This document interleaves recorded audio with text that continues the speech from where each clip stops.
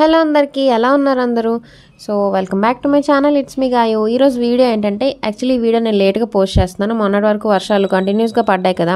So 2 days నుంచి వర్షం పడుతున్నప్పుడు ఈవినింగ్ కూల్గా ఉంది, ఏమైనా తినాలి అని ఎవరికైనా ఉంటుంది కదా. సో నేను ఆనియన్ గట్టి పకోడీ చేస్తాను, సింపుల్గా చెప్పేస్తాను చూసేయండి. సో స్టార్టింగ్ ఆనియన్స్ స్ట్రైట్గా కట్ చేసుకొని, సన్నగా కట్ చేసుకొని, అందులో చిల్లీస్ వేసుకొని అండ్ కరివేపాకు అండ్ మింట్, ఇది మా బాల్కనీలోదే, అదే నేను చూపిస్తున్నాను. అండ్ దాని తర్వాత కొత్తిమీర వేసి బాగా కలపాలన్నమాట, గట్టిగా కలపాలి. ఎందుకంటే నేను గట్టి పకోడీ చేస్తున్నాను కాబట్టి ఇందులో మనం వాటర్ వేయాల్సిన అవసరం లేదు. సో దానివల్ల ఏంటంటే మనమే అందులో ఆనియన్స్ నుంచి వచ్చే వాటర్తోనే మనం యూజ్ చేసుకొని ఈ పకోడీ చేస్తామండి. చాలా బాగుంటుంది, సింపుల్గా అయిపోద్ది. మీకు నచ్చితే మీరు ఒకసారి ట్రై చేసి చూడండి, బాగుంటుంది. సో ఇది బాగా కలిపిన తర్వాత అందులోంచి వాటర్ చూసారు ఎలా వచ్చిందో.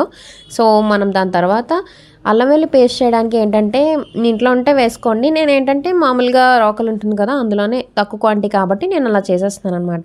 సో అది చేసేసిన తర్వాత ఇది కూడా వేస్తే ఒక మంచి ఫ్లేవర్ వస్తుంది. సో ఇప్పుడు అల్లం వెల్లుల్లి పేస్ట్ కూడా వేసుకొని అది కూడా కలిపేయాలన్నమాట. కలిపేసిన తర్వాత ఇప్పుడు మన ఇంగ్రీడియంట్స్ సాల్ట్, కారం అండ్ తర్వాత క్యూమిన్ సీడ్స్, జీలకర్ర బదులు మీరు పౌడర్ కూడా వేసుకోవచ్చు, మీ ఇష్టం.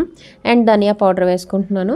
దాని తర్వాత బాగా కలపాలి. బాగా కలిపిన తర్వాత యాక్చువల్లీ మీరు పౌడర్ కూడా వేసుకోవచ్చు, చెప్పాను కదా. దాని తర్వాత ఇప్పుడు బేసన్ పౌడర్, అదే శనగపిండి, అది కొద్దిగా వేసుకొని ఎంత సరిపోయిందో క్వాంటిటీ బట్టి వేసుకుంటే సరిపోతుంది. ఎందుకంటే ఇది గట్టి పకోడీ కాబట్టి. సో అందులో వాటర్ పర్ఫెక్ట్ సరిపోతుంది, నేనైతే ఎక్స్ట్రా వేయలేదు. సో బాగా కలిపిన తర్వాత పక్కన పెట్టుకోవాలి. చూసారా ఎలా ఉందో. ఇప్పుడు ఆయిల్ బాగా వేడెక్కాలన్నమాట. సో బాగా వేడెక్కిన తర్వాత అప్పుడు ఇది ఫ్రై చేసుకోవాలి మన ఆనియన్స్ని.